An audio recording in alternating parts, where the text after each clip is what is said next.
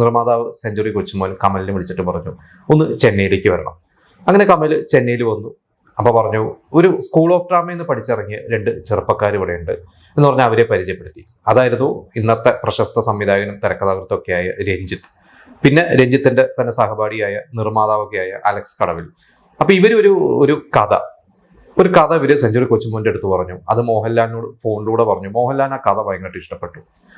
അതായത് പ്രത്യേകിച്ച് ഒരു ജോലിക്കൊന്നും പോകാതെ ഇങ്ങനെ നടക്കുന്ന ഒരു അപ്പനും മകനും, ഒരു ആംഗ്ലോ ഇന്ത്യൻ കഥാപാത്രമാണ്.